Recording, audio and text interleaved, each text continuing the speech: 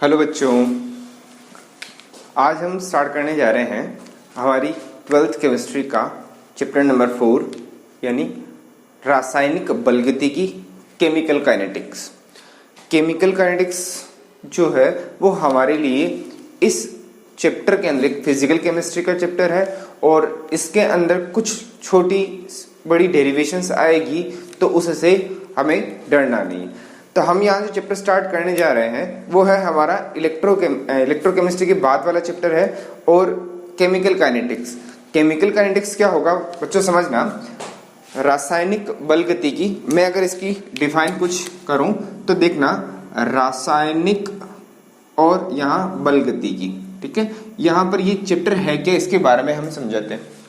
तो रासायनिक का मतलब होता है कुछ केमिकल जो होते हैं वो, और काइनेटिक्स का मतलब होता है एक फिजिक्स की ब्रांच है और उसमें किसी भी चीज की स्पीड कह सकते हैं या वेलोसिटी की स्टडी की जाती है, स्पीड का अध्ययन करना। तो केमिकल्स की स्पीड क्या होती है वो ब्रांच कहलाती है हमारी केमिकल काइनेटिक्स। देखो नाम से ही पता चल रहा है, केमिकल काइनेटिक्स यानी रासायनिक बलगति की, मतलब कोई भी केमिकल किसी न किसी प्रकार से उनकी कुछ स्पीड होती है किसी रिएक्शन के दौरान, तो हम उसकी स्टडी करते हैं केमिकल काइनेटिक्स के अंदर। तो उसी के बेसिस पर इसकी डिफाइन बनाई गई है कि हम कह सकते हैं कि रसायन विज्ञान की वह शाखा जिसके अंतर्गत किसी अभिक्रिया का वेग यानी स्पीड ऑफ रिएक्शन, अभिक्रिया की स्पीड या वेलोसिटी, और उस स्पीड यानी वेग को प्रभावित करने वाले कुछ कारक हैं उनकी स्टडी की जाती है, उनका अध्ययन किया जाएगा। तो हम यहाँ कहेंगे कि वह शाखा कहलाएगी हमारी केमिकल काइनेटिक्स। ओके, तो यहाँ केमिकल काइनेटिक्स में हमें इस पूरे चैप्टर के अंदर ही यही पढ़ना है कि कोई अभिक्रिया अगर चल रही है तो उसकी स्पीड को कैसे चेंज किया जा सके, स्पीड को अगर बढ़ाना है तो कैसे बढ़ाएं और अगर कम करना है तो कैसे कम करें। मतलब हम स्पीड को बढ़ाने वाले और घटाने वाले फैक्टर्स के बारे में भी डिस्कस करेंगे कि हम किसी स्पीड को कैसे मेंशन करें या किसी को कैसे बढ़ाएं। तो यहाँ थोड़ा सा ध्यान ये रखना है कि इस चैप्टर के दौरान कुछ ऐसे चेंजेस आएंगे यानी कुछ ऐसी डेरिवेशंस आएगी जिससे हमें थोड़ा सा लग सकता है कि सर ये चैप्टर थोड़ा सा डिफिकल्ट है, ये कैसे पढ़े। तो कोई टेंशन नहीं है, हम जितना इजी है उतना इजी पढ़ेंगे। एक दिन थोड़ा सा लेट होगा लेकिन हम इजीली पढ़ेंगे। ओके, तो फर्स्ट हम यही पढ़ना है, ध्यान ये रखना है, यहाँ इसकी अभिक्रिया का वेग, ध्यान रखना है वेग, और इस वेग को प्रभावित करने वाले कारकों का अध्ययन किया जाएगा। यानी कि मैं समझा देता हूं कि अभिक्रिया का वेग कैसे होता है। जैसे अगर हम ये कहें कि कोई भी अभिक्रिया जो होती है वो किसी न किसी पर्टिकुलर टाइम के अंदर पूरी होती है। हम कहते हैं ना, स्पीड का पता कैसे चलता है, जब हम उसको टाइम के साथ कंपेयर करते हैं। हमने कहा कि कोई एक पर्सन जो है वो 10 किलोमीटर जाता है 1 घंटे के अंदर पैदल चलकर, और दूसरा कोई पर्सन होता है वो आधे घंटे में 10 किलोमीटर चल जाता है। तो इसका मतलब हमने कहा उसकी स्पीड जो आधे घंटे में चलकर जा रहा है उसकी स्पीड ज्यादा, क्योंकि उसने कम समय के अंदर ज्यादा डिस्टेंस कवर की। तो हम कह देंगे कि अगर किसी की स्पीड के बारे में पता लगाना है, स्पीड के बारे में पता लगाना, तो हम कह सकते हैं कि उसने कितनी डिस्टेंस कवर की और उस गिवन टाइम के अंदर। समझना कि हम कह देंगे कि कोई कितनी स्पीड रखेगा तो उसने कितनी दूरी तय की और किसी पर्टिकुलर समय के अंदर। तो उसी प्रकार से हम यहां पर ये कहेंगे कि अभिक्रिया तो कोई डिस्टेंस कवर नहीं करती, बट अभिक्रिया के अंदर कुछ जो भी अणु हो सकते हैं, परमाणु हो सकते हैं, वो सारे कुछ न कुछ क्रिया करते हैं। उसके क्रिया करने की स्पीड किसी पर्टिकुलर टाइम के अंदर, तो हम उसको कह देते हैं वो अभिक्रिया का वेग है। ठीक है, तो अभिक्रिया चलेगी नहीं, हमें अभिक्रिया को ये समझना है कि अणु या परमाणु किस स्पीड से रिएक्शन कर रहे हैं, उसकी स्पीड की। जैसे कि एक एग्जांपल हम ले लेते हैं कि हमने किसी एक कंपोनेंट को, जैसे हमने किसी एक कंपोनेंट को इस वाटर के अंदर, इस पानी के अंदर हमने घोला। ठीक है, कोई एक कंपोनेंट है ए और एक दूसरा कंपोनेंट है हमारे सामने जिसको भी हमने वाटर के अंदर डिसोल्व किया, वो है बी। लेकिन ये 5 मिनट के अंदर पूरा डिसोल्व हो जाता है, पूरी तरह से घुल जाएगा, लेकिन ये 10 मिनट के अंदर घुलता है। तो सीधी सी बात है, ये जल्दी घुल रहा है, ये धीरे घुल रहा है, तो इसके एक ही रिएक्शन करने की स्पीड, क्रिया करने की दर जो है वो ज्यादा है एज कंपेयर टू बी के। तो हमने समय के साथ कंपेयर करते हुए ये पढ़ना है। तो अब यहाँ पर हम इसको कैसे समझ सकते हैं, देखना, यहाँ पर हम कह देंगे कि इसके बेसिस पर इस पूरे चैप्टर के अंदर अगर रासायनिक बल गति की हम कहें तो अभिक्रिया के वेग और वेग को प्रभावित करने वाले कारकों के बेसिस पर हम अभिक्रिया को 3 पार्ट में डिवाइड कर सकते हैं। देखना, फर्स्ट रिएक्शन 3 पार्ट में अगर हम डिवाइड करें तो कौन सी होती है? ऐसी कुछ रिएक्शन जो बहुत ज्यादा तीव्र गति से होती है। एक तो होती है तीव्र अभिक्रिया, ठीक है, इसको हम बोलते हैं फास्ट रिएक्शन। तो ये अभिक्रिया तीव्र गति से होती है, मतलब इस अभिक्रिया को संपन्न होने के लिए 1 सेकंड क्या सेकंड से भी कम समय, सेकंड से भी कम समय लगता है। 1 सेकंड से भी कम समय अगर लगेगा तो उस अभिक्रिया को हम तीव्र अभिक्रिया कहते हैं। और एक दूसरी होती है मंद अभिक्रिया, मंद अभिक्रिया। तो इसमें क्या होगा, इस अभिक्रिया को संपन्न होने के लिए कुछ मिनट का समय लगता है, ठीक है, कुछ मिनट कह सकते हैं, कुछ मिनट लग सकते हैं, ठीक है, कुछ मिनट के साथ साथ हम ये कह सकते हैं कुछ घंटे भी हैं तो भी चल जाता है, ठीक है, कुछ हावर्स, कुछ घंटे का समय भी लगता है। लेकिन तीसरी टाइप की रिएक्शन होती है जिन्हें हम कहते हैं अति मंद अभिक्रिया, अति मंद अभिक्रिया, मतलब ये बहुत ही ज्यादा धीमी गति से होगी, ठीक है, very slow reaction, very slow reaction. मतलब इसको संपन्न होने के लिए या तो कुछ समय, जैसे समय हम या मिनट घंटों में नहीं हो सकते, हम ये कह सकते हैं कुछ दिनों में संपन्न होती है या कुछ वर्षों के अंदर संपन्न होती है। वो अभिक्रियाएं उनको हम अति मंद अभिक्रिया कहते हैं, मतलब उनमें बहुत ज्यादा समय लग रहा है। और जिनमें समय बहुत कम लग रहा है वो उनको हमने फास्ट रिएक्शन, तीव्र अभिक्रिया, मंद अभिक्रिया, अति मंद। चलो इसके एग्जाम्पल लेते हैं कैसे। जैसे तीव्र अभिक्रिया, जितनी भी सारी हम कहते हैं ना कि आयनिक अभिक्रियाएं होती है, आयनिक अभिक्रियाएं, ठीक है, तो जितनी भी सारी आयनिक अभिक्रियाएं हैं वो सारी की सारी फास्ट अभिक्रिया। आयनिक का मतलब हो जाएगा, जैसे अगर हम कहते हैं कि हमने AgNO3 को, चलो इसको हम हटा देते हैं, कोई एक NaCl, उसको हमने वाटर के अंदर डिसोल्व किया तो ये वाटर के अंदर जाने के बाद NaOH और HCl बना देते हैं। तो ये अभिक्रिया चुटकी में हो जाती है, मतलब जैसे हमने पानी के अंदर चुटकी में थोड़ा सा नमक भी डालते हैं तो वो जल्दी से घुल जाता है, हमें पता ही नहीं चलता कि इसके अंदर मिक्स हुआ या नहीं हुआ, ये 1 सेकंड के अंदर चुटकियों के अंदर रिएक्शन हो जाती है। इसी वजह से हम इसको कहते हैं तीव्र अभिक्रिया। कुछ अभिक्रिया, जैसे हम मंद अभिक्रिया की बात करें तो मंद अभिक्रिया की होती है, उसको संपन्न होने के अंदर कुछ समय लगता है, 1 मिनट 2 मिनट इनका समय लगता है। कुछ अभिक्रिया जैसे इनमें आती है वो जितनी भी सारी आणविक अभिक्रियाएं, ठीक है, आणविक अभिक्रियाएं जो होती है वो इसी के अंदर आती है।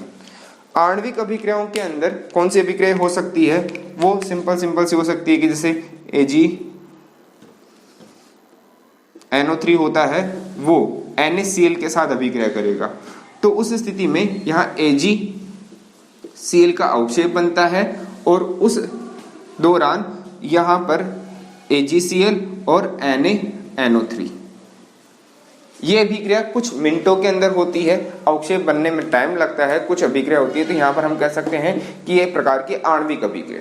तो ध्यान रखना, जो अभिक्रिया कुछ मिनटों के अंदर हो रही है या कुछ घंटों का समय भी लग सकता है तो हम उनको मंद अभिक्रिया कह देंगे। लेकिन अति मंद अभिक्रियाएं वो क्या होती है, जिन्हें संपन्न होने में बहुत ज्यादा समय लगे, जैसे कि हम कह सकते हैं कि कुछ रस्टिंग, जंग लगने वाली अभिक्रिया, जंग लगना, ठीक है, जंग लोहे पर लग सकता है, तांबे पर लग सकता है, जिस किसी भी रस्टिंग वाली होती है घटना, यानी जंग लगने वाली घटना, तो हम कह सकते हैं कि वो काफी धीरे होती है। अब जैसे कोई हम नया लोहा लेके आए तो नया लोहा जब तक इसको एटमॉस्फेयर वातावरण के अंदर ना रखें, इसके ऊपर कोई अगर जल की बूंद उसके ऊपर ना गिरे तो किसी भी प्रकार से इस पर कोई जंग नहीं लगेगा। लेकिन किसी न किसी कारणवश कभी न कभी इस पर जंग लगने की घटना शुरू हो जाती है, तो हम कह सकते हैं कि जंग का लगना 1-2 दिनों के अंदर नहीं होता है, 5-10 दिनों के अंदर नहीं होता है, वो जनरली हम कह सकते हैं 1 महीने पर या 2 महीने के अंदर इस पर जंग लगने की घटना शुरू हो जाती है। तो हम ये कह सकते हैं कि यहाँ पर जो जंग लगना हुआ वो कुछ समय के दौरान हो रहा है, यानी इसमें बहुत ज़्यादा समय लग रहा है। इसके अलावा अगर हम यूँ कहें, जैसे हम H2 और O2 इनसे हम क्या बना रहे हैं, 2H2। तो जल का बनना ये 1-2 दिनों के अंदर नहीं होता है, इसमें वर्षों लग जाते हैं जल बनाने के लिए। तो जल का बनना ये भी एक प्रकार से अति मंद अभिक्रिया है, काफी समय के अंदर होती है, इसलिए हम इसको कह सकते हैं ये अति मंद अभिक्रिया। तो हमने एज द स्पीड, वेलोसिटी, वेग के आधार पर 3 प्रकार की अभिक्रियाएं होती और हमें इसमें सिर्फ वेग ही देखना है। तो इन तीनों प्रकार की अभिक्रियाएं को हमने डिस्कस किया। ओके, अब हम यहाँ डिस्कस करेंगे कि अभिक्रिया का वेग होता क्या है, अभिक्रिया का वेग क्या होता है, उस वेग को कैसे कैलकुलेट किया जाता है।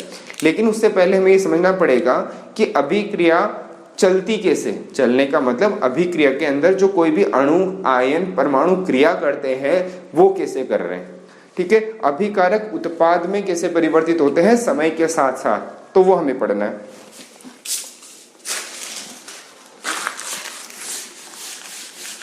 ठीक है, तो अगर हम इसके अंदर ये पढ़ें कि वो कैसे एक दूसरे को परिवर्तित करते हैं।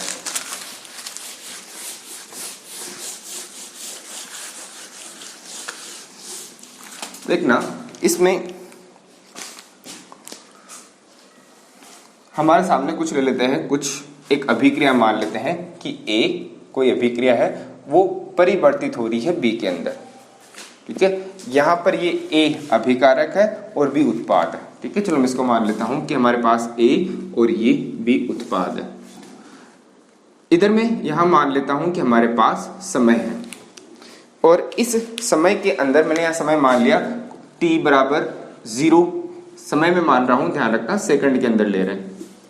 यहां पर t बराबर 5 सेकंड, t बराबर 10 second, t 15, t 20 second, t 25 और यहाँ पर 30 ये मान लिया।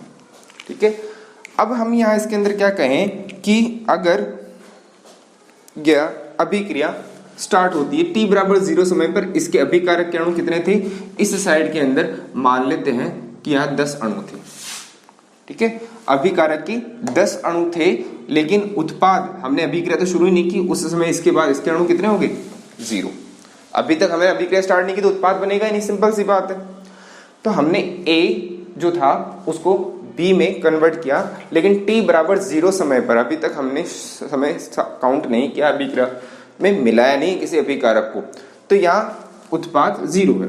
लेकिन जब हम समय स्टार्ट कर देते हैं, जैसे हमने मिला दिया, तो मान लेते हैं कि t बराबर 5 सेकंड पर इसमें से 2 अणु टूट जाते हैं, यानी 8 अणु से 2 अणु इधर बन गए उत्पाद के। इसके बाद कुछ समय अभिक्रिया स्टार्ट हो रही है, चल रही है, 10 सेकंड बाद इसके फिर 2 अणु निकल जाते हैं और इधर कितने बच जाते हैं, 4 अणु बन जाते हैं, क्योंकि 2 इधर टूटे, 4 उधर बन गए। कुछ समय बाद फिर इधर क्या हुआ कि इधर जो अणु थे वो 2 फिर माइनस हुए, इधर 4 रह गए, इधर 6 रह गए, और इधर यहाँ पर 2 रह गए और इधर कितने बन गए, इधर 8 हो गए, और इस समय इस साइड के अंदर 0 और 10 के 10 इधर बन गए। ठीक है, तो 25 सेकंड पर ही जो है ये अभिक्रिया कंप्लीट हो गई, इस समय पर ये अभिक्रिया कंप्लीट हो गई। एक्चुअल में ध्यान ये देना कि कभी भी अभिकारक की सांद्रता 0 नहीं होती, ये मैं सिर्फ समझाने के हिसाब से बता रहा हूँ। वास्तव में अगर देखा जाए कि किसी भी अभिक्रिया के अंदर अभिकारक कभी खत्म नहीं होते, वो वापस उत्पाद टूटकर अभिकारक में परिवर्तित होते जाते हैं समय के साथ साथ, बट यहाँ मैंने समझाने के हिसाब से 0 लिखा है। तो कभी ये मेंशन नहीं करना, ये ध्यान में नहीं लाना, अपने दिमाग में नहीं लाना है कि कभी 0 नहीं होते। ठीक है, तो 0 कभी नहीं होंगे, इसको ये बात को ध्यान में रखना, ये समझाने के हिसाब से। तो हमने A और B ये समय के साथ साथ चल रहा है। तो और अगर हमें पता है कि अभिक्रिया जो होती है, तो अभिक्रिया का वेग कैसे पता करें, तो अभिक्रिया का वेग देखना, वेग क्या होता है कि इसका शुरू के अंदर कितने थे, अभिकारक की सांद्रता कितनी थी, यहाँ 10, मैं यहाँ ध्यान रखना मान लेता हूं मोल प्रति लीटर। ठीक है, शुरू के अंदर 10 मोल अभिकारक के थे, तो इसके कितने थे, सिर्फ और सिर्फ 0 मोल। फिर उसके बाद धीरे धीरे अभिकारक कम हुआ, समय बढ़ता जा रहा है, वैसे अभिकारक क्या हो रहा है, परिवर्तित होते हैं। तो हम कह सकते हैं अभिक्रिया का जो वेग होता है वो डिपेंड करता है किसके ऊपर। अगर मैं शुरू में अभिकारक के लिए वेग निकालूं, ठीक है, तो हम कहेंगे यहां पर अभिकारक की सांद्रता, अभिकारक की सांद्रता, और उसके बाद उस सांद्रता को हम समय से क्या कर देते हैं, डिवाइड कर देते हैं, ठीक है। हमें समय के सापेक्ष अभिक्रिया के वेग को समझना है। समय जब के साथ साथ ही परिवर्तन हो रहा है तो अभिक्रिया का यानी समय के साथ साथ अभिकारक की सांद्रता में होने वाले परिवर्तन को हम अभिक्रिया का वेग कह रहे हैं। परिभाषा यहीं से बन गई। अभिक्रिया का वेग हम इसको इंग्लिश में बोलते हैं rate of reaction, rate of reaction. अभिक्रिया का वेग किसे कहते हैं, तो हम कह देंगे कि अभिकारक की सांद्रता में समय के साथ होने वाले परिवर्तन को अभिक्रिया का वेग कह देंगे। देखना, अब तो यहां पर अभिक्रिया का जो वेग निकला, अब ये जरूरी नहीं है कि अभिकारक के लिए निकले, उत्पाद के लिए भी हम निकाल सकते हैं। कैसे? जैसे अगर हमें निकालना है कि अभिक्रिया का वेग, ये हमने निकाला अभिकारकों के लिए, ठीक है। उसी प्रकार से हम उत्पाद के लिए अगर निकालें तो उत्पाद के लिए अगर निकालें तो यहां पर अभिक्रिया का वेग हम कैसे निकालें, उत्पाद के लिए निकालना है तो देखना, उत्पाद की सांद्रता में भी कुछ परिवर्तन हो रहा है। उत्पाद की सांद्रता, भाई सांद्रता क्या हो रही है, परिवर्तित हो रही है, 2 4 6 कंटिन्यू बढ़ रही है। तो अभिकारक की सांद्रता को समय के साथ होने वाले परिवर्तन को हम कहते हैं उत्पाद के लिए अभिक्रिया का वेग और अभिकारक के लिए अभिक्रिया का वेग। दोनों का वेग देखना, यहां हमने परिभाषा दोनों की सेम निकाल सकते हैं। तो अभिकारक और उत्पाद की सांद्रता में समय के साथ होने वाले परिवर्तन को अभिक्रिया का वेग कहा जाता है, रेट ऑफ रिएक्शन।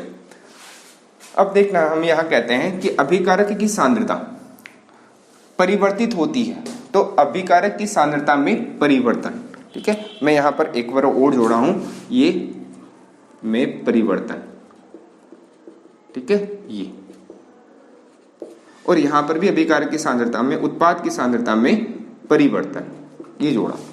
तो परिवर्तन होगा तो इसका मतलब उसकी पहले जो सांद्रता थी उस सांद्रता में परिवर्तन होगा। अगर हमने कहा t बराबर 0 समय पर इसकी सांद्रता इतनी थी, 5 समय पर इतना, तो 5 सेकंड के अंदर इसकी सांद्रता में परिवर्तन हुआ। तो हम यह कह देंगे इसकी प्रारंभिक सांद्रता तो ये रह जाएगी हमारी R1, ठीक है, और इसकी अंतिम सांद्रता क्या होती है, R2, ये मान ली।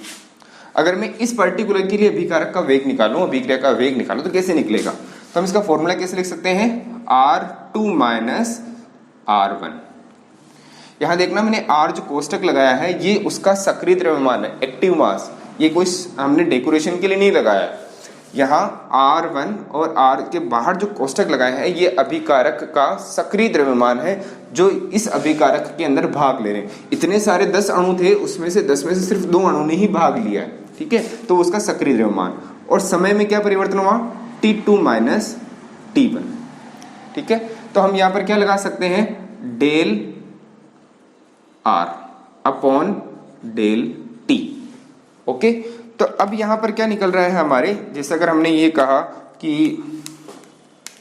यहां R की वैल्यू क्या निकल रही है, पहले R2 कितना था इसके अंदर 8 माइनस R1 कितना है इसके अंदर 10 डिवाइडेड T2 कितना है इसके अंदर, मतलब ये हमारा T1 T2 3 4 5 6 मान, ठीक है। तो इसके लिए अंतिम ये T1 और T2 ये है, तो यहां पर T2 कितना है 5 माइनस 0, यहां पर कितना निकला माइनस के 2 डिवाइडेड बाई 5, ठीक है। तो यहां पर माइनस के 5, तो 5 सेकंड के अंदर अभिक्रिया का वेग हमारे पास कितना निकल रहा है, ये निकल रहा है, ठीक है। तो ये T2 माइनस T1 हमने निकाल लिया, 5 में से 0 को जब हमने निकाला तो हमारे पास 5 सेकंड के अंदर ये निकला। अगर उत्पाद के लिए निकाले तो कैसे निकलेगा, देखना, उत्पाद के लिए अगर हम निकालें तो हम कह सकते हैं कि उत्पाद की सांद्रता ये है और यहां पर ये है।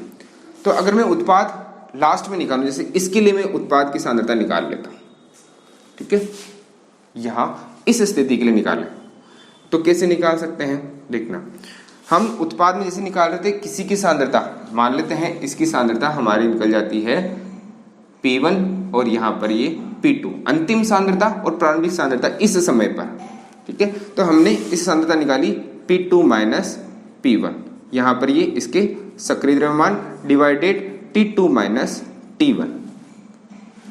उसी प्रकार से यहाँ पर P2 कितना है हमारे पास 8 है और P1 कितना है 6 डिवाइडेड बाई कितना निकल रहा है हमारे यहाँ पर अंतर T2 20 माइनस T1 कितना है 15। यहाँ पर T2 इसके लिए और उसके लिए हमने ये निकाला, तो हमारा निकला 2 डिवाइडेड बाई जो समय निकल रहा है वो 5 सेकंड का निकल रहा है, ठीक है। तो यहाँ पर देखना अब हमें ध्यान किस पर देना है, मोस्ट ऑफ द केस में यहाँ देखना अभिक्रिया का वेग माइनस में 2 आ रहा है, ठीक है, और यहाँ पर कितना आ रहा है प्लस का 2 आ रहा है, ठीक है। मैं अभी टाइम पर मेंशन नहीं कर रहा हूँ क्योंकि टाइम दोनों का इक्वली आ रहा है, ये यूनिफॉर्म के अंदर है। तो यहाँ पर देखना दोनों सेम सेम है, तो जब यहाँ दोनों सेम है तो उस स्थिति में हम क्या करते हैं, देखना कभी किसी भी ऑब्जेक्ट की जो स्पीड होती है वो कभी नेगेटिव नहीं होती। कभी यूं नहीं कहा जा सकता कि हम -40 किलोमीटर प्रति घंटा की रफ्तार से चल रहे हैं, माइनस कभी नहीं लगाया जाता। हम क्या करते हैं, अभिक्रिया का वेग हमेशा और हमेशा पॉजिटिव निकलता है, लेकिन सर यहाँ पे तो हमारा नेगेटिव निकल गया, तो अब क्या करें। तो इसीलिए क्या किया जाता है, इस पूरे प्रोडक्ट को यानी कि इस पूरी चीज है उसको किससे माइनस कर दिया जाता है, यहाँ पर माइनस लगा दिया जाता है। यहाँ माइनस लगा दो तो यहाँ पर भी क्या हो जाएगा, इस पूरे कंटेंट को माइनस लगा दिया जाता है, तो उस कंडीशन में यहाँ पर क्या बन जाता है प्लस K2। और इसमें आगे क्या लगा दिया जाता है, इनके अगर यहाँ माइनस लगाए तो इसके आगे प्लस लगा दिया जाता है। तो अभिक्रिया का वेग भी होता ही प्लस ही है, तो यहाँ पर भी प्लस लग जाएगा, तो प्लस प्लस तो वैसे ही प्लस होता है, ठीक है। तो इसीलिए हमेशा अभिक्रिया के वेग को पॉजिटिव रखने के लिए हम आगे उसको क्या करते हैं, प्लस रखने के लिए अगर हम इसको प्लस रखना है तो इसको माइनस से गुणा कर देंगे, तो ये अपने आप क्या हो जाएगा प्लस में हो जाएगा। अब जरूर कह सकते हैं कि अभिक्रिया का वेग पॉजिटिव निकला, और यहाँ पर तो सर पहले से पॉजिटिव था तो कोई दिक्कत नहीं है, हम प्लस लगाए तो भी ठीक, ना लगाए तो भी ठीक, लेकिन हमने अगर यहाँ माइनस लगाया यहाँ प्लस लगा सकते हैं। तो अभिक्रिया के वेग को पॉजिटिव बनाने के लिए हमने ऐसा किया। तो यहाँ पर देखना फॉर्मूला क्या बना, अभिक्रिया के वेग का फॉर्मूला हमारे पास ये बना अभिकारक के लिए, और अभिक्रिया का वेग अगर उत्पाद के लिए निकालें तो उसका फॉर्मूला हमारे पास ये बना। तो इसको हम कैसे लिख सकते हैं, del P upon del T, ठीक है। यहाँ पर इसके फॉर्मूले के आगे हमें ध्यान रखना है, यहाँ पर लगाना है माइनस, क्योंकि हम इसको माइनस करेंगे, और यहाँ पर क्या लगाएंगे प्लस। तो हमारे सामने ये दोनों फॉर्मूले बन चुके हैं। तो दोनों फॉर्मूले के बेसिस पर अगर हम यहाँ देखें तो हमारे सामने दोनों फॉर्मूले किस प्रकार से हम लिख सकते हैं, देखना। अब यहाँ पर हम इसको ऐसे लिख सकते हैं, अभिक्रिया के वेग को इस जगह लिख देता हूं मैं, इस जगह। तो टोटल अभिक्रिया का वेग कैसे लिखा जाएगा, हम यहाँ लिख सकते हैं del C upon del T plus और माइनस। ये टोटल पूरी अभिक्रिया का वेग है, मैं किसी पर्टिकुलर अभिकारक की बात नहीं कर रहा हूं, मैं उत्पाद की बात भी नहीं कर रहा हूं। मैं ये दोनों से, यहाँ C का मतलब हो गया सांद्रता, यानी कि ये फॉर्मूला कैसा है, वेग इज इक्वल टू हमारे पास है C2 minus C1 upon T2 minus T1, ये। और यहाँ पर प्लस और माइनस हमने इसलिए लगा दिया, माइनस होगा तो अभिकारक के लिए, प्लस होगा तो उत्पाद के लिए। C2 किसी की भी कंसंट्रेशन यानी उसकी अंतिम सांद्रता, और C1 उसकी प्रारंभिक सांद्रता मानी जाएगी, और T2 माइनस T1 उसकी अंतिम समय और प्रारंभिक समय, उन दोनों का अंतर है। तो ये फॉर्मूला हमारे सामने कैसे बना, कुछ इस प्रकार से, ठीक है। तो मैं इसको पूरी तरह से इरेज करके मैं वापस सही लिख देता हूँ, ठीक है। इसका स्क्रीनशॉट ले सकते हैं।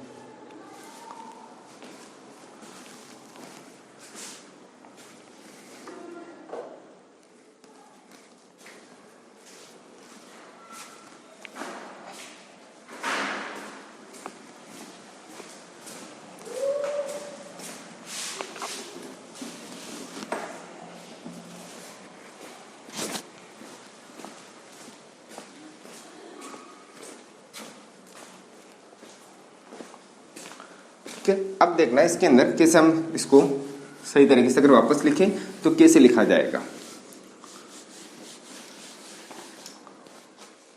तो अगर हम यहां लिखें अभिक्रिया का वेग, अभिक्रिया वेग का क्या फॉर्मूला लिखें, तो हम अभिकारक के लिए क्या लिखते हैं, R2 minus R1 upon T2 minus T1। ठीक है, इसको हम कंबाइन करके लिख सकते हैं, आगे माइनस लगेगा क्योंकि हमें इसकी अभिक्रिया के वेग को पॉजिटिव बनाना है इसीलिए। तो यहां minus R del upon del T.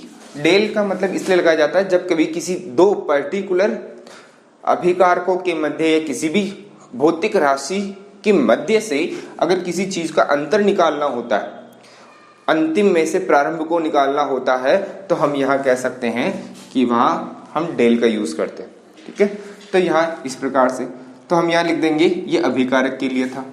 ठीक है, उसी प्रकार से अभिक्रिया का वेग अगर हम निकालेंगे तो अभिकारक के लिए, ठीक है, और उसी प्रकार से अगर हम निकालें कि उत्पाद के लिए कैसे निकालें, तो उत्पाद के लिए हम निकालेंगे तो हमारा हो जाएगा plus P2 minus P1 upon T2 minus T1। तो यहां निकल जाएगा del P upon del T, ये किस में निकला हमारा, प्लस के अंदर। ठीक है, ध्यान रखना P2 और ये P2 माइनस ये P2 जो है वो अभिकारक की उत्पाद की जो है वो कौन सी सांद्रता, अंतिम सांद्रता, और P1 इसकी प्रारंभिक सांद्रता। तो अंतिम में से प्रारंभिक, यहाँ पर भी अंतिम में से प्रारंभिक और अंतिम में से प्रारंभिक को जब हम निकालेंगे तब हमारा डेल निकलेगा। ये दोनों चीजें हमने निकाली। ठीक है, अब इसको अगर कंबाइंडली लिखना चाहे तो कैसे लिख सकते हैं, टोटल, ना मैं किसी अभिकारक के लिए लिख रहा हूं ना किसी उत्पाद के लिए। तो इसकी सांद्रता में भी परिवर्तन हो रहा है, इसकी सांद्रता में भी परिवर्तन हो रहा है, दोनों की सांद्रता में परिवर्तन हो रहा है। तो हम यहां लिख सकते हैं अभिकारक और उत्पाद की सांद्रता में परिवर्तन। ठीक है, दोनों को कंबाइंड लिख लिया और डिवाइडेड क्या लिखेंगे, परिवर्तन में लगा समय, परिवर्तन में लगा समय। ठीक है, और यहां आगे क्या लगा देता हूं मैं, प्लस और माइनस दोनों लगा देता हूं ताकि अभिकारक के लिए तो हो जाएगा माइनस और उत्पाद के लिए हो जाएगा प्लस। तो उस स्थिति में यहां पर अभिकारक के लिए हम क्या लिखेंगे, अभिकारक और उत्पाद दोनों को हम लिख सकते हैं C2 minus C1 T2 minus T1। यहां पर हम आगे लगा सकते हैं प्लस माइनस, और यहां से लिख सकते हैं del C upon del T plus ये माइनस, ये हमारे लिए क्या निकल जाएगा, अभिकारक और उत्पाद दोनों का कंबाइंड अभिक्रिया का वेग निकालने का फॉर्मूला। तो परिभाषा हम इसी से दे सकते हैं। ठीक है, अभिकारक या उत्पाद की सांद्रता में परिवर्तन तथा परिवर्तन में लगा समय अभिक्रिया का वेग कहलाता है। ये हम डेफिनेशन यहां से दे सकते हैं। ठीक है, तो ध्यान रखना है हमें समय के साथ होने वाली सांद्रता में परिवर्तन का अध्ययन करना है। तो ये हमने कुछ इस प्रकार से देखा।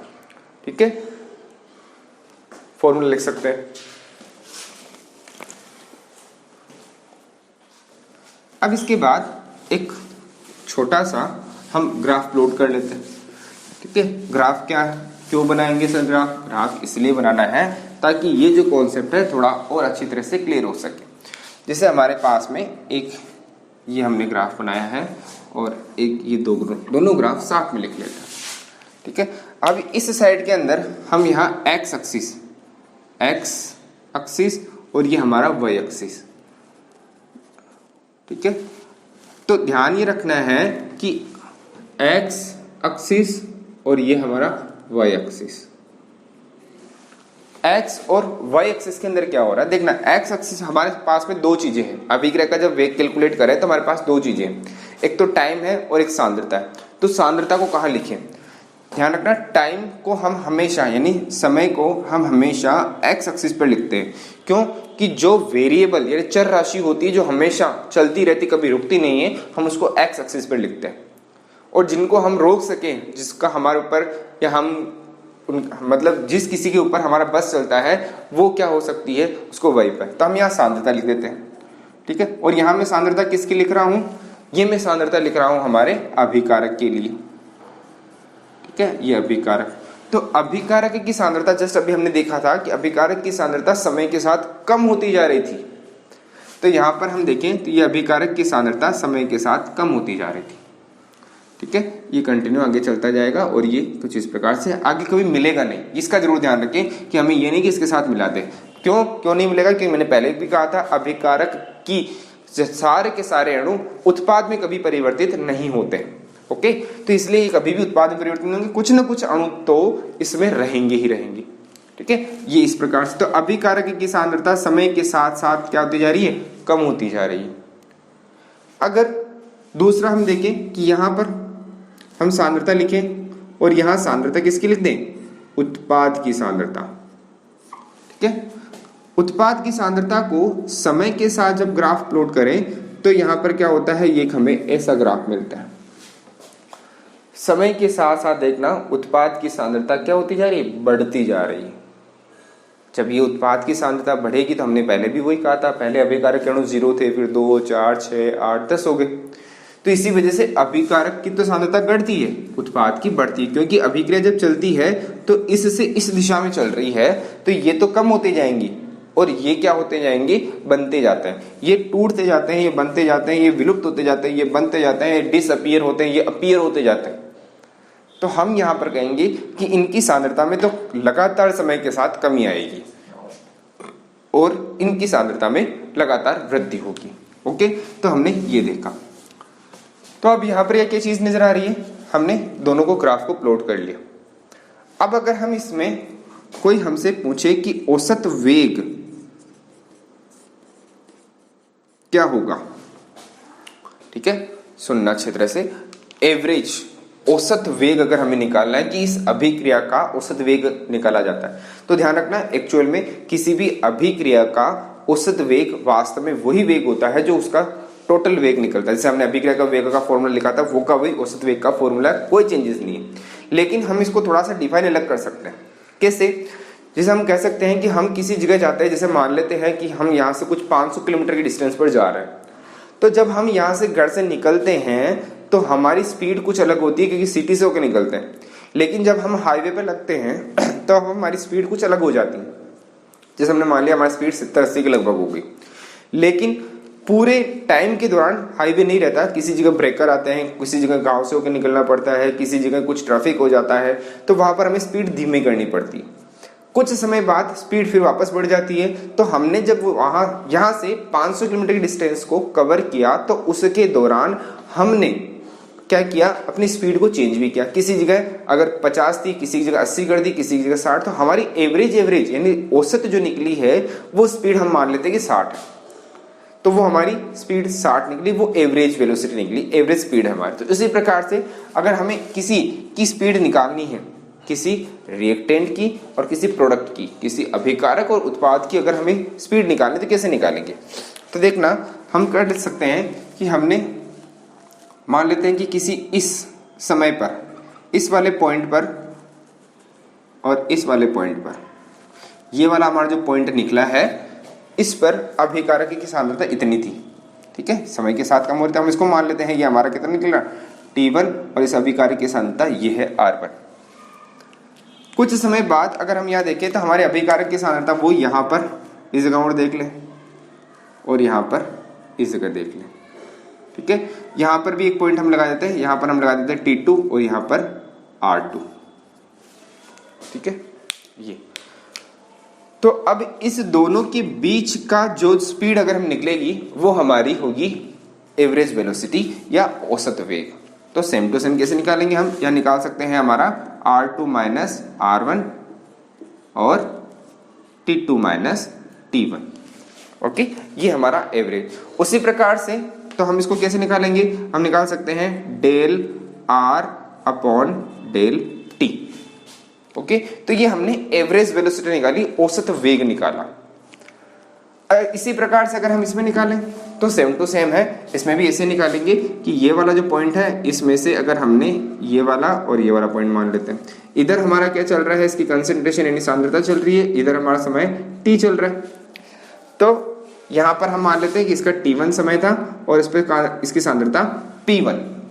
कुछ समय बाद यहाँ पर इसकी कंसेंट्रेशन अगर हमने मान ली ये, और यहाँ इसकी कंसेंट्रेशन ये p2 और ये हमारा t2, तो हमारा वो निकल जाएगा। इसके लिए क्या निकलेगा, p2 minus p1 upon t2 minus t1, तो वही हमारा del p upon del t, ये प्लस में ये माइनस में।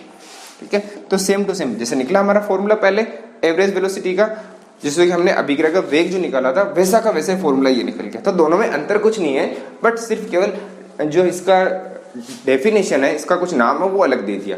इसको एवरेज औसत कितना निकल रहा है, तो वो औसत ही जो होता है वही एक प्रकार से अभिक्रिया का वेग है। बट दूसरी स्थिति किसी पूछा जाता है कि अभिक्रिया का तात्क्षणिक वेग क्या होता है, ये चीज।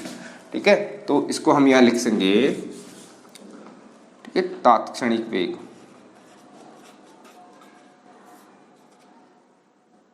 ठीक है, ये वाला तात्क्षणिक वेग का मतलब होता है किसी पर्टिकुलर क्षण पर किसी अभिक्रिया का वेग कितना मुझे पता लगाना है। ये अभिक्रिया चल रही है, कंटिन्यू चल रही है समय के साथ साथ, ये कंटिन्यू चल रही है अभिक्रिया समय के साथ साथ, लेकिन किसी पर्टिकुलर टाइम पर पूछ लिया जाए कि उस समय पर मुझे ये बताए कि उस समय अभिक्रिया का वेग कितना है।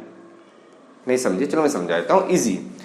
जैसे हमने जैसे अभी बताया था कि हम यहाँ से 500 किलोमीटर डिस्टेंस पर अगर कहीं जा रहे हैं तो हमारी स्पीड एवरेज बनी रहती है, कहीं ज्यादा कहीं कम, ये है। हमने वो टाइम जैसे मैंने माना कि सुबह मैं यहाँ 11 बजे से निकला और 3 बजे तक मुझे किसी जगह पहुंचना है, तो 11 से 3 बजे तक मुझे पहुंचना है, तो अब मैं किसी एवरेज कभी मतलब मेरी जो स्पीड रहेगी वो कभी ज्यादा कभी कम रहेगी। लेकिन जब मैं 11 बजे यहाँ से निकला तो लगभग 1 बजे के लगभग 1:15 पर जस्ट मेरे पापा का फोन आता है और मुझसे पूछते हैं कि अभी जस्ट बताओ कि अभी स्पीड क्या है कार की, उस स्पीडोमीटर के अंदर देखकर।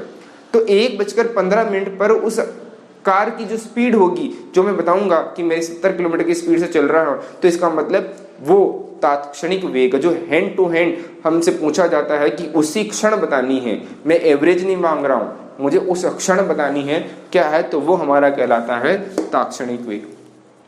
ठीक है, तो तात्क्षणिक वेग का क्या रहेगा, तो जैसे अगर हम ये अभिक्रिया चल रही है, मुझे किसी पर्टिकुलर इस टॉपिक पर इस समय पर अभिक्रिया का वेग पता लगाना है क्या है, तो उस समय क्या निकलेगा, तो वही वो निकलेगा हमारा del R upon del T.